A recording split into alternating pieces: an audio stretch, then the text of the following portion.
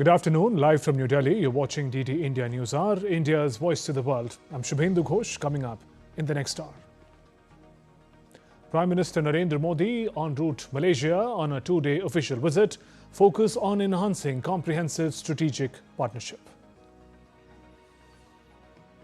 India and the US unveil framework for interim trade agreement. Prime Minister Modi thanks President Trump for his commitment to robust ties between the two countries. Storm Leonardo forces evacuations in Spain and Portugal, wreaks havoc in Europe with major flooding and flight disruptions. And defending champions India begin their ICC T20 World Cup 2026 campaign to face the United States in inaugural match today at Wankhede Stadium in Mumbai.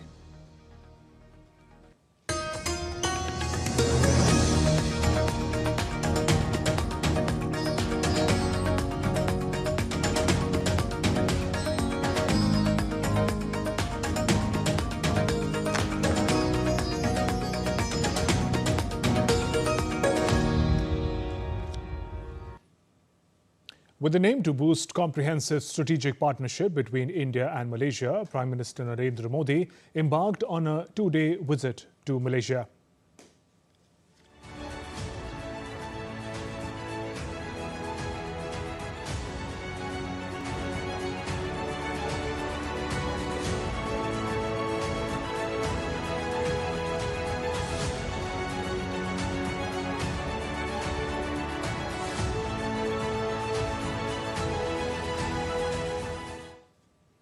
In his departure statement, Prime Minister Modi writes, and I quote, "Embarking on an official visit to Malaysia at the invitation of my friend Prime Minister Anwar Ibrahim today.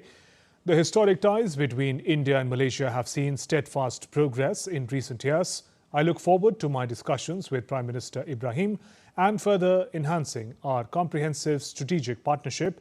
We will aim to deepen our defence and security ties, enhance economic and innovation partnership, and expand collaboration into new domains. I'm also eager to meet the Indian community in Malaysia, numbering nearly 3 million. They represent one of the largest Indian diaspora in the world. Their immense contribution to Malaysia's progress and their role as a living bridge between our two nations provides a strong foundation to our historic friendship." The Indian diaspora in Malaysia is excited to welcome Prime Minister Narendra Modi. Speaking to DD India, they said they are thrilled to see him in person and will welcome him warmly. Many local Malaysians are also excited and admire Prime Minister. They're joined in by people from the Indian diaspora who are living here in Malaysia. There are many people of Indian origin here as well who have been living here since generations. We want to speak to them on the excitements that's building up ahead of Prime Minister Narendra Modi's visit to Kuala Lumpur to Malaysia. First of all, we'll speak to a few of them. Sir, what is the kind of excitement in the Indian diaspora? We have been seeing that number of places, there are a lot of hoardings put up, there are flags, Indian flags, and a lot of excitement building up ahead of the visit. Yeah, we really welcome to Mr. Modi ji, and all the NRIs and local Malaysians are very excited and eager to see and listen Modi ji. And you know, people here in Malaysia loves lot Modi ji. So he's very, very popular in Malaysia. Very excited to see Modi ji in person and listen to him.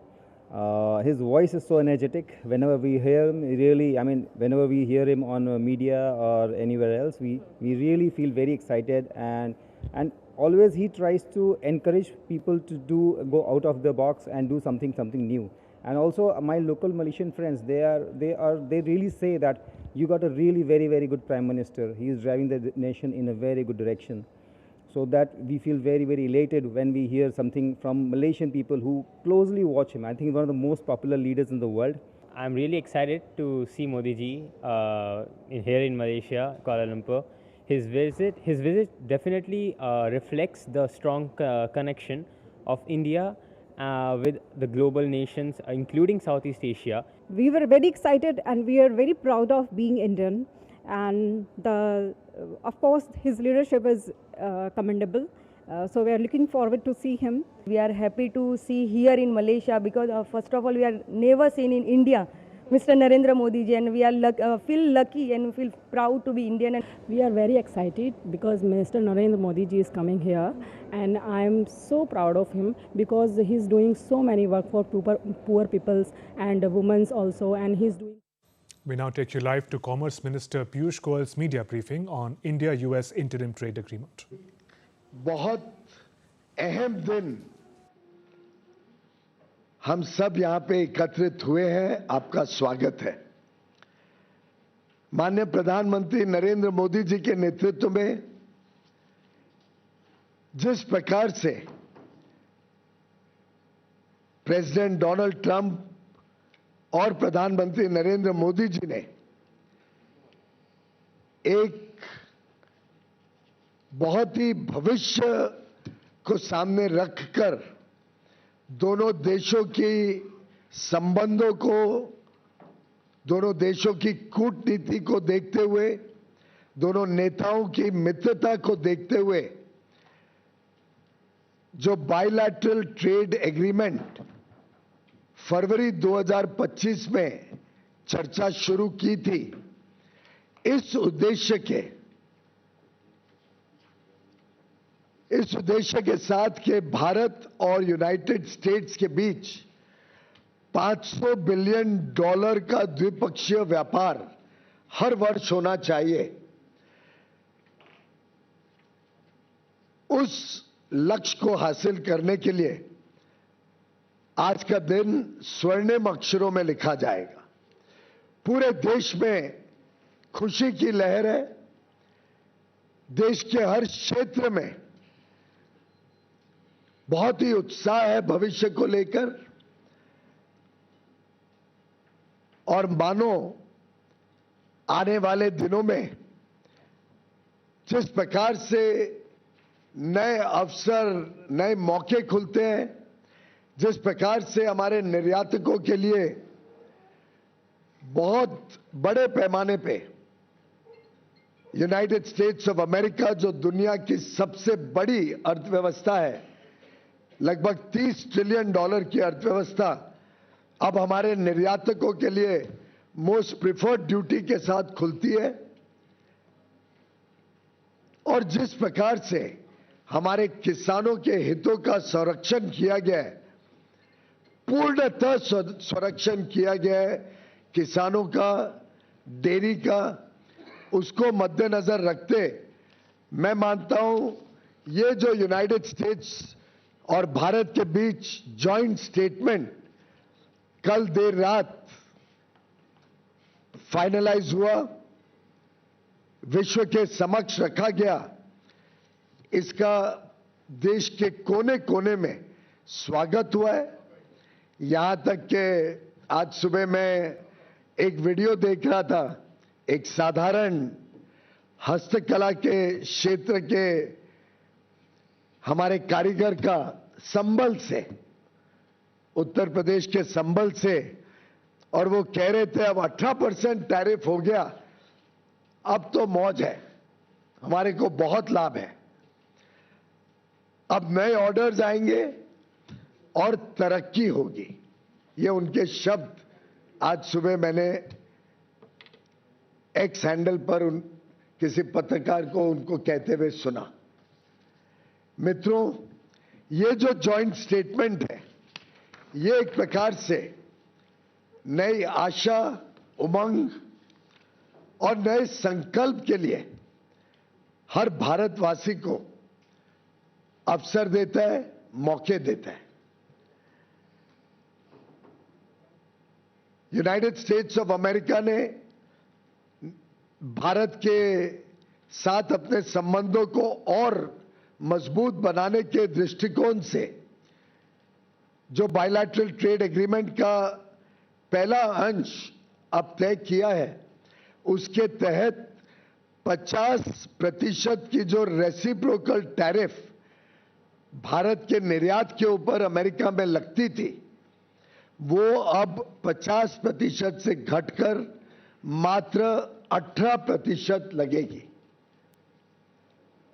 और 18% हमारे जितने अड़ोस पड़ोस के देश हैं, जितने देश हैं जिनके साथ हमारा हमारी स्पर्धा रहती है उन सभी देशों से कम है और आगे आने वाले दिनों में हमें और हमारे निर्यातकों को बहुत लाभ देंगे। अगर हम देखें तो चाइना के ऊपर अमेरिका ने लगभग 35% ड्यूटी रखी है, वियतनाम पर 20%, बांग्लादेश पर 20%, इंडोनेशिया पर 19%। हम सभी साथ कई ऐसे वस्तु हैं जिसके ऊपर अब शून्य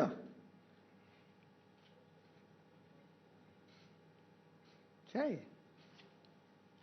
अब शून्य ड्यूटी लगेगी जब हमारे निर्यातक अमेरिका में, यूनाइटेड स्टेट्स ऑफ अमेरिका में सामान भेजेंगे।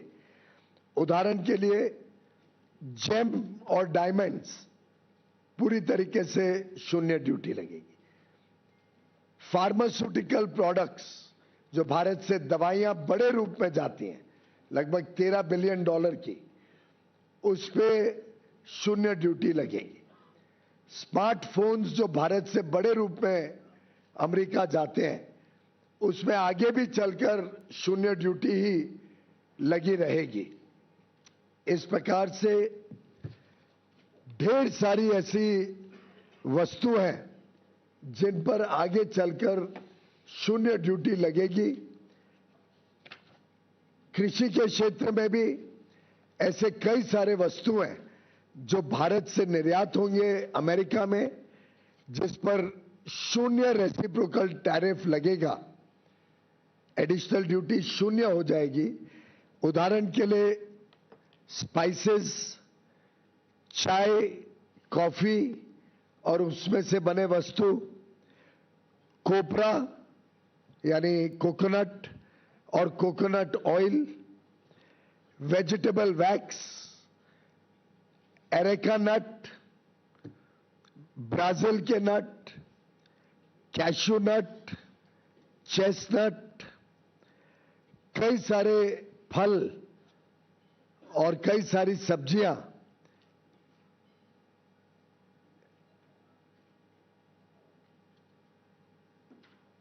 जैसे कि एवोकाडोस, बनाना, केला, गुआवा, मैंगो, आम, kiwi, papaya, pineapple, shiitake, mushroom Kashmir का, बाकी अन्य विभाग से। इसी प्रकार से वेजिटेबल प्लेटिंग का जो मटेरियल होता है, वेजिटेबल सैप, कुछ वेजिटेबल के रूट्स जैसे टैरो, बैम्ब्रा बीन्स, कुछ सीरियल्स जैसे बार्ले, कैनरी सीड्स, कुछ बेकरी के प्रोडक्ट्स, कोका और कोका से बने हुए वस्तु, sesame seeds, poppy seeds, processed food, banana pulp के शेप में, सिट्रस के जूस, गुआवा और मैंगो का पेस्ट, पाइनएप्पल का जैम। अब ये सभी वस्तुओं पर जो हमारे किसान भारत में बनाते हैं, इस पर अमेरिका में रेसिप्रोकल टैरिफ 50% से घटकर शून्य हो जाएगा, शून्य। इसी के साथ साथ कई सारे और वस्तु जो भारत से निर्यात होते हैं, जिसमें अमेरिका रेसिप्रोकल टैरिफ शून्य करेगा। उदाहरण के लिए एयरक्राफ्ट के पार्ट्स, मशीनरी के parts, generic drugs, pharmaceutical products, कुछ elementary auto parts, gem and diamonds जो वेस्ट बंगाल में बनते हैं, महाराष्ट्र, गुजरात में बनते हैं, तमिलनाडु में बनते हैं, केरल में बनते हैं। Gem and diamonds, coins, platinum, clocks and watches, essential oils, कुछ होम डेकोर के वस्तु जैसे शैंडलियर्स, इल्यूमिनेटिंग साइंस, लैंप्स के कुछ पार्ट्स, सीट्स, कुछ इनऑर्गेनिक केमिकल्स, आयरन और hydro oxides, aluminium oxides, inorganic compounds, precious metals के, जिंक ऑक्साइड्स, कुछ इंस्ट्रूमेंट्स और अपैरेटस, कुछ अलग अलग प्रकार के मिनरल्स और नेचुरल रिसोर्सेज, कुछ पेपर, प्लास्टिक और वुड की वस्तुएं, नेचुरल रबर। देखिए कितनी सारी वस्तुओं पे भारत को 0 रेसिप्रोकल टैरिफ मिलने जा रहे हैं। इसी के साथ साथ हम सबके लिए बहुत ही खुशी की बात है, और इसका तो मैं समझता हूं पूरे देश में चर्चा हो रही है कि कैसे कई सारे किसानों के किए गए वस्तु, किसानी क्षेत्र के उत्पाद अब भारत से 0 ड्यूटी पर अमेरिका में जा सकेंगे, और जिसका भारत के निर्यात को फायदा होगा। इसी के साथ साथ एक देश में कुछ लोग जो भारत के किसानों के विरोधी है, भारत के किसानों की चिंता नहीं करते हैं, भारत को गुमराह करने की कोशिश करते हैं, ऐसे कुछ लोगों को आज ये देख के हैरानी हो रही है कि कैसे भारत और यूएस के इस एग्रीमेंट के द्वारा कई सारे किसानी क्षेत्र के सामान पर 0 कोई लाभ भारत में इंपोर्ट करते हुए दिया गया है। कोई लाभ नहीं दिया गया, कोई रियायत नहीं दी गई है। लोग सोचते थे ना कि भाई किसानी क्षेत्र में सब खुल जाएगा। हमने कोई ऐसा काम नहीं किया है जिसमें किसी भी किसान को नुकसान हो सके। जो वस्तु भारत में सेंसिटिव है, हमारे किसान पर्याप्त मात्रा में बनाते हैं, जिसमें हम आत्मनिर्भर हैं, उन सब वस्तुओं को इस एग्रीमेंट के दायरे से बाहर रखा गया है। उसमें भारत ने कोई छूट नहीं दी है। जैसे कि उदाहरण के लिए जीएम का बना हुआ जेनेटिकली मॉडिफाइड कोई वस्तु भारत में नहीं आएगा। मीट, उस पर कोई रियायत नहीं दी गई है। पोल्ट्री, कोई रियायत नहीं दी गई है। डेयरी के कोई वस्तु के ऊपर कोई रियायत नहीं दी गई है। सोया मील, कोई रियायत नहीं दी गई है। मेज, कोई रियायत नहीं दी गई है। मेज यानी मक्का, कोई रियायत नहीं है। चावल, गेहूं, चीनी, सीरियल्स, ये कोई रियायत नहीं दी गई है। मिलेट जैसे ज्वार, बाजरा, रागी, कोडो, अमरनाथ, इस पर कोई रियायत नहीं दी गई है। फल जो भारत में पर्याप्त मात्रा में बनते हैं, जैसे केला, बनाना, स्ट्रॉबेरी, चेरीज, सिट्रस फ्रूट, उस पर कोई रियायत नहीं दी गई है। ग्रीन पी, काबुली चना, मूंग, कोई रियायत नहीं दी गई है। ऑयल सीड्स, कोई रियायत नहीं दी गई है। कुछ एनिमल फीड के प्रोडक्ट्स हैं, ग्राउंडनट्स, हनी, मॉल्ट और मॉल्ट से बना हुआ सामान, non alcoholic beverages, flower and meals, starch, essential oils, ethanol जो बड़े पैमाने में भारत में बन रहा है, और टोबैको जो हमारा एक प्रकार से निर्यात होता है बड़े रूप में। इन सभी वस्तुओं पे किसी प्रकार की रियायत इस एग्रीमेंट के द्वारा नहीं दी गई है, और इसीलिए मैं डंके की चोट पर कह सकता हूं कि किसी प्रकार से ये करार भारत और यूनाइटेड स्टेट्स ऑफ अमेरिका के बीच भारत के किसानों के हितों को, भारत के एमएसएमईज को, भारत के हैंडीक्राफ्ट और हैंडलूम को किसी प्रकार का कोई नुकसान नहीं पहुंचाता है, बल्कि हमारे हुनर वाले युवा युवती, हमारे कर्मठ कर्मचारी, हमारे कारीगर, हमारे विश्वकर्मा,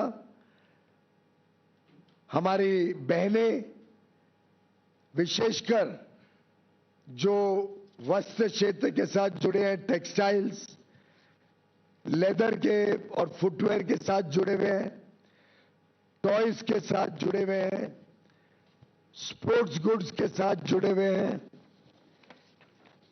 ढेर सारे ऐसे क्षेत्र हैं जहां भारत को अब अमेरिकन मार्केट में लाभ मिलेगा। भारत को कम ड्यूटी पर, बाकियों से कम ड्यूटी पर, मात्र 18% पर रेसिप्रोकल ड्यूटी, उनको वहां पे मार्केट एक्सेस मिलेगा। होम डेकोर हो, वुड और फर्नीचर हो, पिलोज, कुशन जो अपहोल्स्ट्री के साथ सामान बनता है, quilts, comforters, non electrical lamps, इसी प्रकार से जो मशीनरी और पार्ट्स, अलग अलग प्रकार के मशीनरी के पार्ट्स होते हैं, खिलौनों का मैंने जिक्र किया, टॉयज, ज्वेलरी जो बनती है, ज्वेलरी,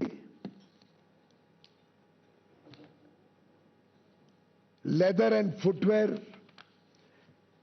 टेक्सटाइल और अपैरल का बहुत बड़ा हमारा निर्यात में फायदा होगा।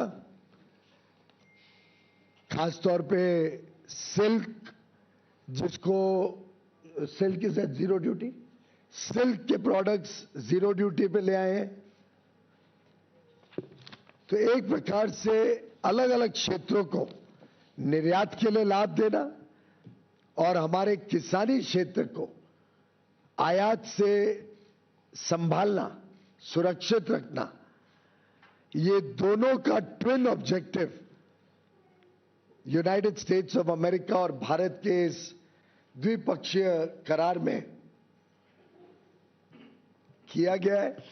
मैं माननीय प्रधानमंत्री नरेंद्र मोदी जी और माननीय डोनाल्ड ट्रंप जी, राष्ट्रपति यूनाइटेड स्टेट्स के, दोनों को बधाई देता हूं कि बड़ा ही फेयर, इक्विटेबल और बैलेंस्ड ट्रेड एग्रीमेंट जो भारत के हितों को संरक्षित रखता है, द्विपक्षीय व्यापार को मौका देता है बढ़ने के लिए, भारत को अलग अलग प्रकार के टेक्नोलॉजी प्रोडक्ट्स जो हमारे विकास के लिए हमें आवश्यकता है, उदाहरण के लिए हवाई जहाज हो, सेमीकंडक्टर्स हो, चिप्स हो, एआई मिशन को हमें आगे लेके जाना है, हाई क्वालिटी मशीनरी हो जो हमें सेमीकंडक्टर इंडस्ट्री और क्वांटम और high quality innovative products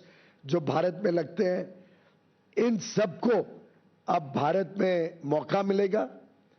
Bharat के उपभोक्ताओं को लाभ देने का मौका मिलेगा या नए रोजगार के अवसर खड़े करने का मौका मिलेगा, भारत की अर्थव्यवस्था को तेजी से आगे लेके जाने का। मैं समझता हूं ये समझौता हम समर्पित करते हैं भारत के निर्यातकों को, ये समझौता हम समर्पित करते हैं भारत के किसानों को, ये समझौता समर्पित है भारत के सूक्ष्म, लघु और मध्यम उद्योग एमएसएमईज को, ये समझौता समर्पित है भारत के कामगारों को, युवाओं को, बहनों को, मछुआरों को और लाखों करोड़ों लोगों को इस बहुत ही बेहतरीन करार से बड़े पैमाने पे रोजगार के अवसर, उद्योग के अवसर, उद्यमी बनने के अवसर, स्टार्टअप शुरू करने के अवसर, व्यापार करने के अवसर अलग अलग क्षेत्रों में मिलेंगे। मेरा पूरा विश्वास है कि 140 करोड़ देशवासी पुनः एक बार दिवाली मनाएंगे, खुशहाली मनाएंगे। और इस साल तो 12 महीने में हमने इनकम टैक्स का देखा 12 लाख रुपए तक की छूट। हमने इसी साल में जीएसटी में ऐतिहासिक लगभग हर एक रोजमर्रा की वस्तुओं पे बड़ी छूट देखी। हमने इसी साल में ढेर सारे विकसित देशों के साथ फ्री ट्रेड एग्रीमेंट करके हमारे निर्यातकों के लिए बड़ा बाजार खोला है। चाहे वो 1 अक्टूबर से लागू हो गया एफ्टा का 4 यूरोपियन देशों का करार हो, ये 27 देशों का ईयू का करार जो 27 जनवरी को ही तय हुआ है, चाहे यूके का एग्रीमेंट जो जुलाई पिछले वर्ष माननीय प्रधानमंत्री जी ने मंजूरी दी, हस्ताक्षर हुआ जिस पर, चाहे न्यूजीलैंड का फ्री ट्रेड एग्रीमेंट 2 महीने पहले हुआ हो, चाहे ओमान का फ्री ट्रेड एग्रीमेंट 1.5 महीने पहले हुआ हो। आप देखिए कितने सारे ढेर सारे अवसर और उन सब के ऊपर ये बड़ा सौगात भारत और यूनाइटेड स्टेट्स ऑफ अमेरिका के बीच ये एग्रीमेंट वास्तव में भारत को नई ऊंचाइयों पर लेके जाएगा और नए युग विकसित भारत की तरफ हमारे अमृत काल के तेज गति से प्रगति को और 4 चांद लगाएगा। बहुत बहुत धन्यवाद।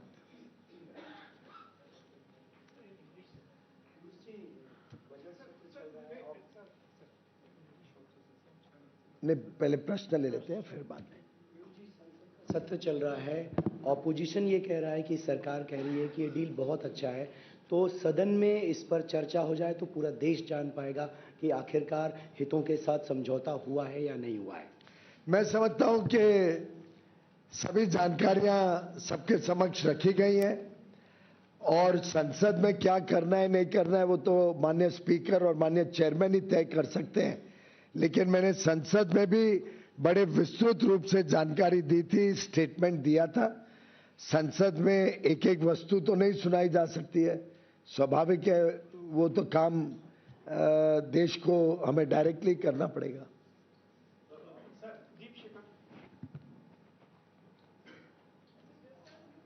Mike.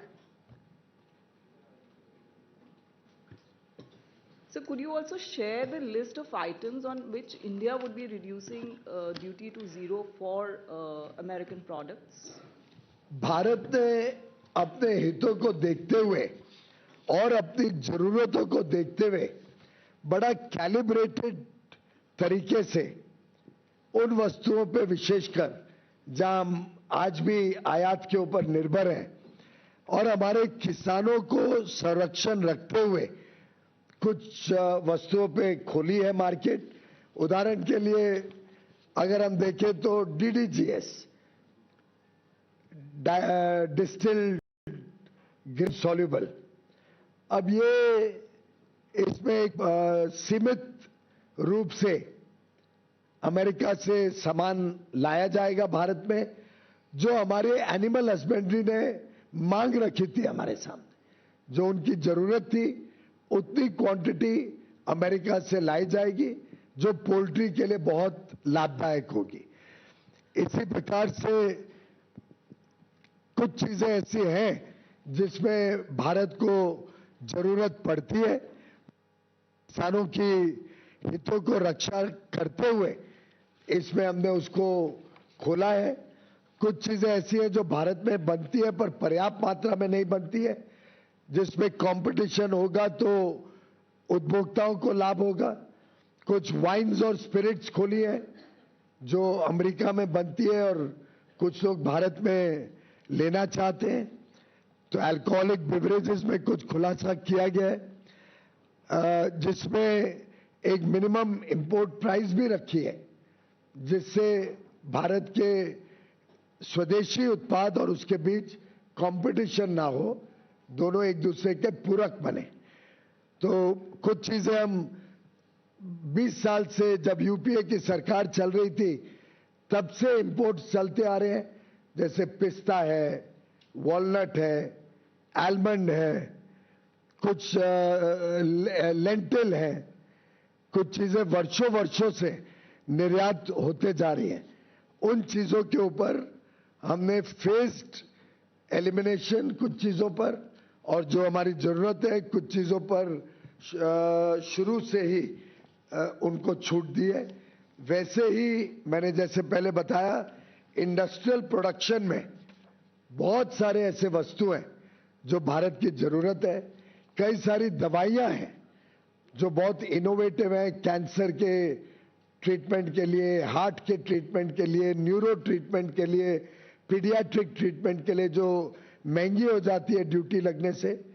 ऐसे कई सारे वस्तु जो देश हित में है, जनहित में है, उनको खोला गया है। ऐसे ही हमारे उपभोक्ताओं के लिए कॉस्मेटिक्स कुछ खोले गए हैं जो कंपटीशन लाएंगे, चीजों को सस्ता करेंगे भारत में। ऑर्गेनिक और इनऑर्गेनिक केमिकल्स भारत में काफी इंपोर्ट होते हैं, उसमें ड्यूटी कम की गई है। कंप्यूटर से रिलेटेड कई प्रोडक्ट्स आज भी विदेश से आते हैं। हम चाहते हैं कि वो ऐसे देशों से आए जहां पे फ्री ट्रेड है और जहां पे दोनों द्विपक्षीय ट्रेड है, तो उसमें हमने रियायत दी है। कुछ मेडिकल डायग्नोस्टिक रीजेंट्स होते हैं, मेडिकल डिवाइसेस हैं कुछ जो भारत की आवश्यकता है, कुछ फाइबर स्कोप्स हैं, लैप्रोस्कोप्स हैं, एक्सरे के कोई वाल्व लगते हैं। ऐसे करके बहुत चोजन प्रोडक्ट्स, और हमने देखा कि इन प्रोडक्ट्स पे आज भी भारत $26 बिलियन का इंपोर्ट करती है, जिनको खोला गया है। कुछ प्रोडक्ट्स को कुछ समय सीमा में खोला गया है जिसमें ट्रांजिशन पीरियड मिले और भारत के मैन्युफैक्चरर्स को पर्याप्त समय मिले एस्टैब्लिश होने का। इसमें भी कुछ मेडिकल डिवाइसेस हैं, जैसे पेसमेकर्स, कुछ पेट्रोलियम और गैस की मशीनरीज हैं, कुछ डायग्नोस्टिक इंस्ट्रूमेंट्स हैं, इमेजिंग अपैरेटस है, हार्ट लंग मशीन्स हैं, हियरिंग एड सिस्टम्स हैं, आर्टिफिशियल जॉइंट्स है। जो जो चीजें भारत में हम डेवलप भी कर रहे हैं, पर साथ साथ में विदेश से आएगा, स्पर्धा होगी, तो हमारे उपभोक्ताओं को अच्छी गुणवत्ता का भी माल मिलेगा और सामान भी सस्ता रहेगा, एफिशिएंसी आएगी इंडस्ट्री में। और कुछ थोड़े बहुत प्रोडक्ट्स हैं जहां पे हमने टैरिफ का एक कोटा दिया है जिसमें टैरिफ रिडक्शन की है। तो इस प्रकार से भारत के ऑफर्स हैं। स्वाभाविक है, कोई भी द्विपक्षीय जब करार होता है तो दो तरफा होता है और दोनों तरफ को लाभ होता है, तभी वो आगे फलता फूलता है। Piyush sir, has India agreed not to import Russian oil as mentioned in Trump ये executive order? MEA इसकी जानकारी आपको दे पाएंगे। सर, कपास और सेब जो आपने जो लिस्ट आई है एक प्रोडक्ट्स की, उसमें कपास और सेब का क्या स्टेटस है? क्या उसके लिए हमने बाजार खोला है? इन दोनों के ऊपर आज के दिन भी इंपोर्ट भारी मात्रा में होता है। उदाहरण के लिए सेब आज भी 6 लाख टन इंपोर्ट होता है। अमेरिका से भी सेब बड़े पैमाने पे इंपोर्ट होता है। आज जो इंपोर्ट हो रहा है वो 50 रुपए मिनिमम इंपोर्ट प्राइस पे इंपोर्ट होता है और उस पर 50% ड्यूटी यानी 25 रुपए। तो एक प्रकार से सेब के किसानों को संरक्षण देने के लिए 50 मिनिमम इंपोर्ट प्राइस, उस पर 25 ड्यूटी, 75 रुपए आज एक फ्लोर है जिससे नीचे इंपोर्टेड माल नहीं आ सकता है। और 6 लाख टन आज भी आ रहा है क्योंकि हमारी खपत ज्यादा है और हमारी प्रोडक्शन उस पैमाने पे कम है और खपत बढ़ते जा रही है जैसे जैसे लोगों की और ज़्यादा ज़रूरतें या डिमांड बढ़ते जा रही है, खपत भी बढ़ रही है। उसके बावजूद जितना आज अमेरिका से इंपोर्ट होता है उससे कम कोटा आज अमेरिका को कंसेशनल ड्यूटी पे दिया गया है। उस पर भी मिनिमम इंपोर्ट प्राइस 80 रुपए रखी गई है और 25% ड्यूटी, यानी 80 रुपए का मिनिमम इंपोर्ट प्राइस, 25% ड्यूटी यानी 20 रुपए। तो भी आज के 75 रुपए के फ्लोर प्राइस से वो 100 रुपए है जिस पे कोटा दिया गया। तो हमारे सेब के किसान पूर्णतः संतुष्ट है और वो जरा भी चिंता ना करें।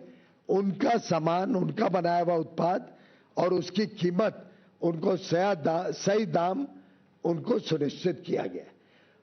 कापूस में भी आज बड़े पैमाने पे कापूस इंपोर्ट होता है क्योंकि हमारे पास एक्स्ट्रा लॉन्ग स्टेपल कॉटन जो अमेरिका में उगता है भारत में पर्याप्त मात्रा में उगता नहीं है। वैसे तो बहुत ही कम उगता है।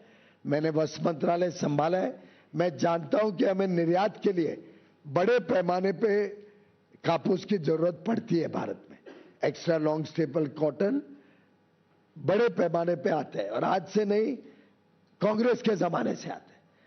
उसमें हमने एक आज जो आयात होता है, आज के आयात के लगभग कोटा ओपन किया है। Financial Times, we'll come to everyone. Come. Yeah, thank you, John Reed from the FT. Does the Honourable Minister have any comment on the White House's statement that it's going to be monitoring India's purchases of Russian oil and it could reimpose the 25% tariff? I'm sorry if I missed something. I just mentioned that will be responded by the Foreign Ministry. Mic है ना आपके पास? Sir, Aamir News Nation से। पहला तो ये कि export import में डिफरेंसेस क्या है, कितना हम एक्सपोर्ट कर पा रहे हैं और कितना हम इंपोर्ट करेंगे, इसका कोई फिगर आउट अगर आप दे सके। दूसरा, ये प्रोडक्ट को की क्वालिटी को लेकर के सवाल खड़े होते हैं। कई बार आपने देखा विदेश में जो कुछ प्रोडक्ट भारत से गए उनकी क्वालिटी को लेकर से सवाल खड़े हुए। मसालों की खास बात मैं बात कर रहा हूँ, तो उसको लेकर के क्या कंसर्न रहेगा भारत की तरफ से कि एक्सपोर्ट हो? सबसे पहले तो हमारा लक्ष्य है कि द्विपक्षीय व्यापार अमेरिका और भारत के बीच $500 बिलियन यानी 45 लाख करोड़ रुपए का द्विपक्षीय व्यापार हम अमेरिका के साथ आगे चल के देखते हैं। इसमें सर्विसेज भी हैं, गुड्स भी हैं और मैं समझता हूं बड़े पैमाने पे अब हमारे निर्यातकों के लिए अवसर खुले हैं। अब हमारे निर्यातक इसका बड़े से बड़े तौर पे लाभ लें, ऐसा मैं उन सबको अपील करता हूं। रही बात क्वालिटी की, मेरा मानना है आज भारत की क्वालिटी दुनिया में उत्तम क्वालिटी का माल होता है। आपने देखा है माननीय प्रधानमंत्री ने क्वालिटी पे कितना जोर दिया है। 2014 से ही जब उन्होंने प्रधानमंत्री का देश को सेवा करने का पद संभाला, पहले से ही उन्होंने क्वालिटी के ऊपर जोर दिया। उन्होंने कहा था Bharat zero defect zero effect Z के मूल्य पे चलेगा। हाल में ही उनके मन की बात जो 2 हफ्ते पहले हुई थी रविवार को, उसमें भी माननीय प्रधानमंत्री जी ने क्वालिटी पर बल दिया। पार्लियामेंट का सेशन शुरू हुआ, उनके पहले दिन के उद्बोधन में भी उन्होंने क्वालिटी का जिक्र किया और परसों ही राज्यसभा में माननीय महामहिम राष्ट्रपति जी के उद्बोधन पर जो धन्यवाद का प्रस्ताव था, उस पर भी जवाब देते हुए माननीय प्रधानमंत्री जी ने बल दिया कि भारत की क्वालिटी और भारत का ब्रांड सर्वोच्चम होना चाहिए, बेस्ट होना चाहिए, दुनिया का फेवरेट होना चाहिए। और मैं मानता हूं हमारे निर्यातक बहुत बेहतरीन काम कर रहे हैं इसमें। सर, कृषि और डेयरी क्षेत्र में क्या 100% प्रोटेक्शन है? क्योंकि कंफ्यूजन ये है कि क्या कुछ शर्तों के साथ उनको एंट्री दी गई है और लगातार विपक्ष जो ये कह रहा है कि पूरी बात बता नहीं रही है सरकार। अब विपक्ष के लाचारी का, झूठ और भ्रम का तो हमें अब इतना अनुभव हो गया है कि भारत की जनता भी उनसे अब भ्रमित नहीं होती है। झूठ और फरेब के अलावा उनके पास जनता के पास लेके जाने के लिए कुछ नहीं है। मैं पुनः एक बार दोहराता हूं कि भारत की डेयरी में कोई शर्त के साथ भी कुछ खोला नहीं गया है, किसी प्रकार का कोई कॉम्प्रोमाइज नहीं है और पूरी तरीके से भारत की डेयरी में कोई ओपन कुछ नहीं किया गया, कोई कंसेशन नहीं दिया गया। इसी के साथ साथ जो भारत के प्रमुख कृषि क्षेत्र के उत्पाद हैं, और मैंने बड़े विस्तार से कहा, मैं चाहूंगा कि उसका इन्फोग्राफिक्स भी हम लगा दें, तो दोनों चारों टीवी पे आप वो एक इन्फोग्राफिक भी एक बार देख लीजिए।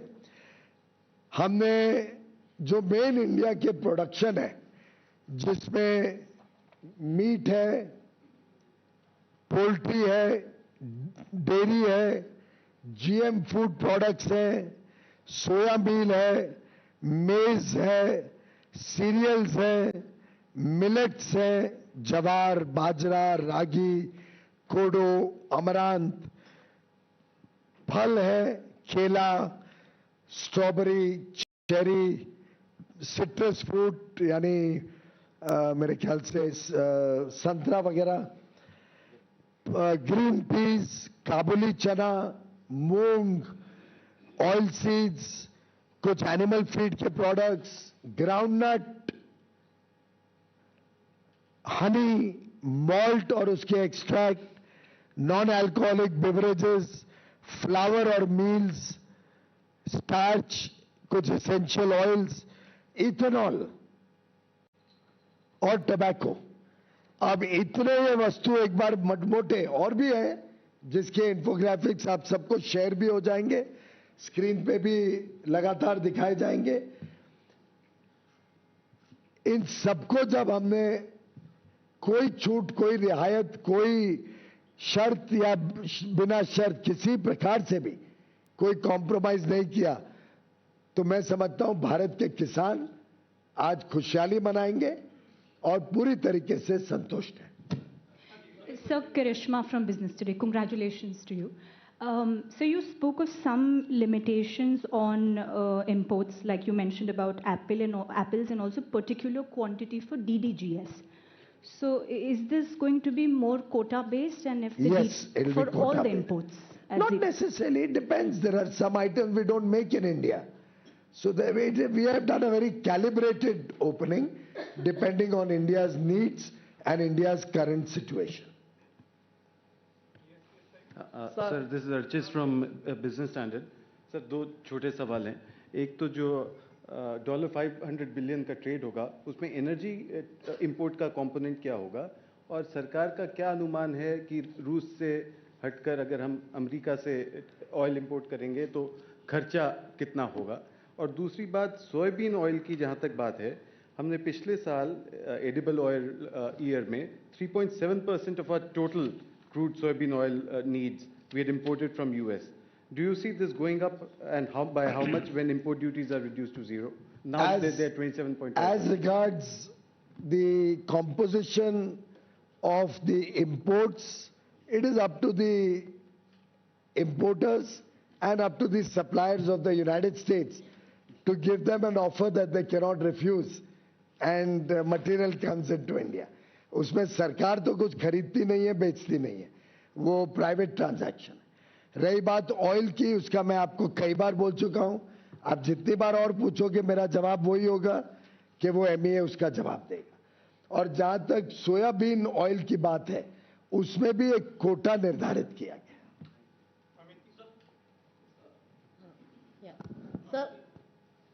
Sir, Amity here from Business Line. Sir, on ICT imports, on laptops and tablets and all, so are we moving back to a free import regime from the license or the authorization regime? There is no license regime on this product. Authorization requirement. Well, that is more directed towards safeguarding our interests from countries which are known to do predatory pricing or supply goods at irrational prices which are even sometimes lower than the cost of manufacture in India. Countries which have fair play, and certainly, and it is important that we all understand this, a country like the United States of America, where the cost of labor. From Kuala Lumpur in Malaysia, Prime Minister Narendra Modi on a two-day visit to Malaysia has arrived in Kuala Lumpur. Those are visuals of Prime Minister Narendra Modi's arrival in Kuala Lumpur, Malaysia, and historic visuals. Prime Minister, it's the third visit for Prime Minister to Malaysia, and in a very special gesture, Prime Minister Anwar Ibrahim of Malaysia has received Prime Minister in person at the airport. Those visuals of cultural celebration and welcome for Prime Minister Narendra Modi with an aim to boost comprehensive strategic partnership between India and Malaysia. Prime Minister Narendra Modi is on a two-day visit to Malaysia, and a short while ago Prime Minister landed in Kuala Lumpur. Those are visuals of Prime Minister Narendra Modi's arrival in Malaysia, and in a very special gesture, Prime Minister of Malaysia Anwar Ibrahim in person received Prime Minister Narendra Modi. A red carpet has been laid out for Prime Minister Modi, and the delegations welcoming Prime Minister Narendra Modi there. There are also visuals of special cultural celebrations, making the welcome all the more special. School students with flags of India and Malaysia welcoming Prime Minister. Those visuals came in just a short while ago from Kuala Lumpur, that's the capital of Malaysia. During the visit, Prime Minister will hold bilateral discussions with his Malaysian counterpart, Prime Minister Anwar Ibrahim.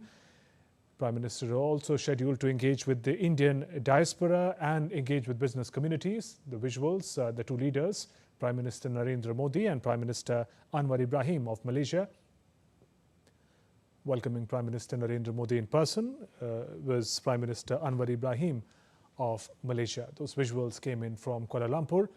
A colourful and energetic welcome for Prime Minister Modi. Youngsters, delegations lined up to welcome Prime Minister Narendra Modi. A red carpet was rolled out for Prime Minister as he arrived in Kuala Lumpur.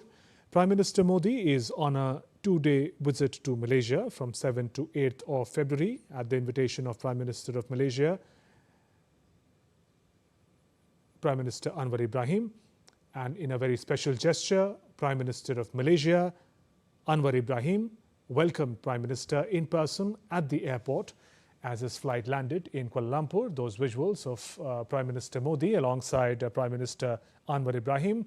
The Malaysian Prime Minister Anwar Ibrahim was present at the airport to welcome Prime Minister Narendra Modi in person as his flight arrived in Kuala Lumpur. Those visuals came in a short while ago. A historic visit of Prime Minister Narendra Modi to Kuala Lumpur, Malaysia. The two countries share long-standing bonds of friendship, represented by the two leaders in the frame, Prime Minister Modi and Prime Minister Ibrahim. In a special gesture, Prime Minister Anwar Ibrahim of Malaysia was present in person to receive Prime Minister Narendra Modi as he arrived in Kuala Lumpur on a two-day visit. The two countries share long-standing bonds of friendship based on historical, civilizational and cultural connection. The relationship is further strengthened by the presence of nearly 3 million strong Indian diaspora in Malaysia. It's the third largest Indian diaspora in the world. And there, Prime Minister Anwar Ibrahim of Malaysia present at the airport and welcoming Prime Minister Narendra Modi. Earlier in the departure statement, Prime Minister Modi referred to his Malaysian counterpart, PM Anwar Ibrahim, as his friend, and he spoke about the historic ties between India and Malaysia. He said he looks forward to holding talks with PM Anwar Ibrahim and enhancing the comprehensive strategic partnership between the two countries. The leaders will also seek to deepen cooperation in defense and security, economic and innovation partnership, and also collaboration in newer domains. And there, a warm hug and welcome for Prime Minister Narendra Modi from his Malaysian counterpart, Prime Minister Anwar Ibrahim. A friendly and relaxed body language of the two leaders. A warm welcome accorded to Prime Minister Modi. The two leaders hugged as Prime Minister Modi landed in Kuala Lumpur, and Prime Minister Anwar Ibrahim, in very special gesture, present in person at the airport to welcome the Indian Prime Minister. Those visuals are coming in from Kuala Lumpur, capital of Malaysia. Prime Minister Narendra Modi is on an official visit to Malaysia, a 2-day visit. The focus is on a gamut of areas. DD India correspondent Meghna Dev is covering Prime Minister's visit to Malaysia, is present in Kuala Lumpur. Meghna, there, first very special gesture there by Prime Minister Anwar Ibrahim, who was present in person at the airport to welcome Prime Minister Modi. Meghna. Yes, and definitely this we can call as a very important visit of Prime Minister Narendra Modi to Malaysia, and the kind of gesture that we saw Malaysian Prime Minister Anwar Ibrahim extended to Prime Minister Narendra Modi by welcoming him at the airport, by receiving him at the airport, speaks volumes of how much importance Malaysia gives to to India. And also when we are talking about so much on the agenda in 2 days, today and tomorrow, first we are here at this community event where Prime Minister Narendra Modi will be arriving very shortly. Prime Minister in his departure statement also said that it is a very vibrant diaspora, the Indian diaspora, about 3 million people actually are awaiting Prime Minister Narendra Modi's arrival here, and there is this Salamat Datang Modi Ji event that the diaspora has organized to welcome Prime Minister Narendra Modi to Malaysia. And we can see, we are here at this event center, and we can see people from the Indian diaspora are walking in like swarms of bees, and there's a huge crowd just to catch a glimpse of Prime Minister Narendra Modi, just to hear him speak. And obviously, besides that, there are performances, dance, music, and everything that depicts Indian culture, which, the roots of which, the diaspora, which is the living bridge of this connection between Malaysia and India, definitely will be on showcase here. Right, Meghna, as you speak, we are playing the visuals of Prime Minister Narendra Modi's arrival at Kuala Lumpur Airport, being warmly welcomed with a hug by Prime Minister Anwar Ibrahim of Malaysia, and then there were these moments of delegation level welcomes. Also cultural performances had been put up by school students and other performers for Prime Minister Modi. You are at the Diaspora program. People to people connect lies at the heart of the ties between India and Malaysia. Meghna, give us a sense in the manner in which they're acting as a living bridge, as Prime Minister calls them, between the two countries, the domains where they work, and what they do to make this relationship special and strong. Definitely, this is a huge diaspora that we are talking about.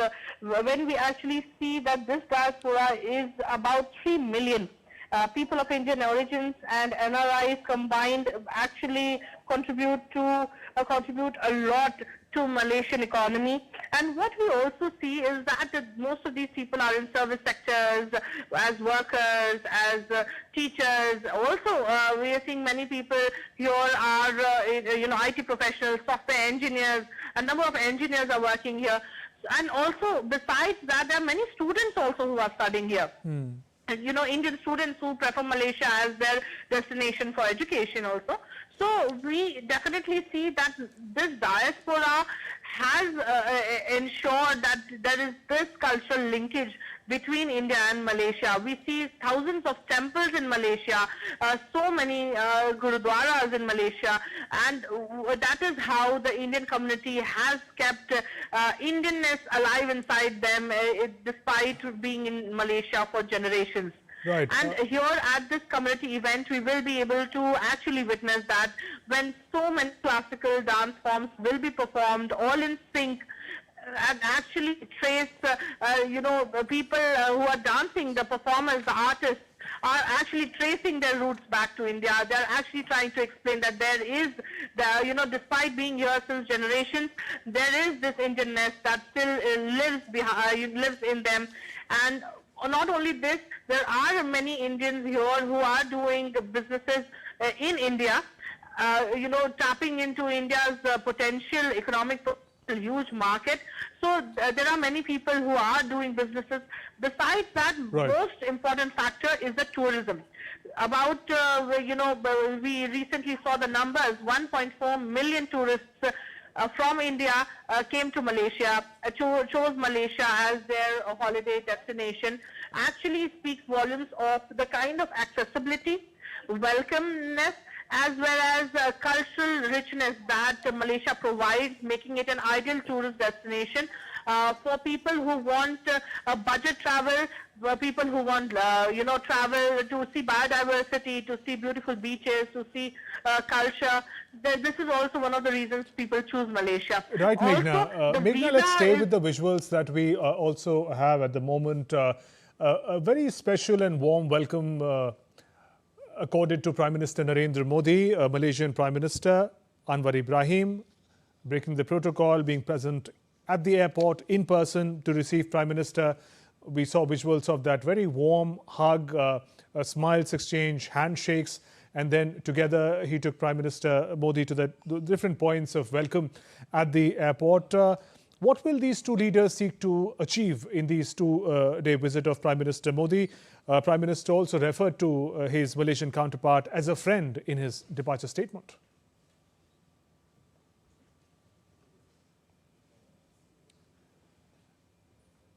All right, those are visuals of Prime Minister Narendra Modi in Kuala Lumpur. Prime Minister has arrived in Malaysia on a two-day visit to the country to take forward the comprehensive strategic partnership. And he was accorded a warm welcome in the most special gesture. Prime Minister of Malaysia, Anwar Ibrahim, was present in person at the airport to receive Prime Minister Narendra Modi, even as school students waved flags of India and Malaysia, followed by a very warm hug and smiles and handshake between the two leaders, Prime Minister Narendra Modi and Prime Minister Anwar Ibrahim of Malaysia. Flags of India and Malaysia flying high. The Prime Minister exchanged greetings with the delegations who had come to welcome him at the airport. There were some glimpses of cultural performances. A lot of young students gathered with waving flags of India and Malaysia. The two countries share a warm and strong and age-old partnership and relationship. It's multifaceted and growing. And the visit of Prime Minister Narendra Modi is also seen as an opportunity to take forward ties in diverse domains.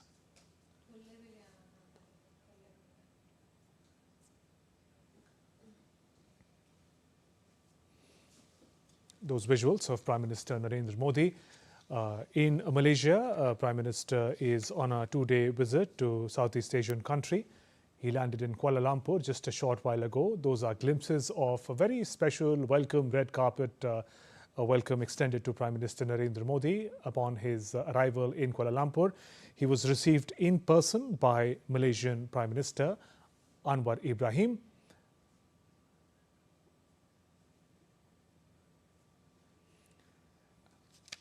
And Prime Minister is going to be in Malaysia for the next couple of days, today and tomorrow, taking forward relationship in diverse domains. Focus is going to be on the comprehensive strategic partnership between India and Malaysia, the partnership that was announced in 2024. And now diverse domains are open to take forward the partnership between India and Malaysia. And those updates coming in from Kuala Lumpur in Malaysia. Moving forward, the stage is set for the 10th edition of ICC Men's T20 World Cup. The Indian ICC World Cup team, India, led by Surya Kumar Yadav, is all set to take on the US. India is considered one of the strongest contenders to win this World Cup, while the US is known for springing surprises who impressed everyone with their performances in the warm-up matches. Gaurav Kumar has more. Defending champion India will open their T20 World Cup campaign against a spirited USA at the Wankhede Stadium in Mumbai, hoping to become the first team to defend the coveted crown. While number one India have only gone from strength to strength, despite losing two pillars in Rohit Sharma and Virat Kohli from their title-winning campaign of 2024, ratcheting up an overall 9 series wins since, including a rampant run in the Asia Cup last year. Opener Abhishek Sharma is in red-hot form. Giving him company will be Ishan Kishan, who has more or less cemented his spot at the top of the order following Sanju Samson's disappointing outing in the New Zealand series. Both Abhishek and Ishan play an aggressive brand of cricket, providing a strong platform and setting the template for the rest of the batting lineup to adapt according to match situations. Captain Suryakumar Yadav has drawn immense confidence from the recent New Zealand series, a boost that has energized the entire squad with renewed belief. In the bowling department, Jasprit Bumrah and Arshdeep Singh are expected to take charge with the new ball, while Kuldeep Yadav and Varun Chakrabarti form a potent spin combination in the middle overs. कोई भी team के against खेलो world cup में, I think सारे game important रहेंगे. आप किसी भी team को लाइटली नहीं ले सकते हो. ये जो फॉर्मेट है, ये फॉर्मेट में you just require 2 good batters on a given day और 1 or 2 good bowlers to make a difference. We have seen it before during the T20 world cups और any tournaments that yes, teams have troubled a lot of teams, so we'll have to bring our A game, set the tone. USA. That we conclude this edition of DD India News Hour, but stay tuned to DD India for a comprehensive coverage of Prime Minister Narendra Modi's visit to Malaysia. Namaskar.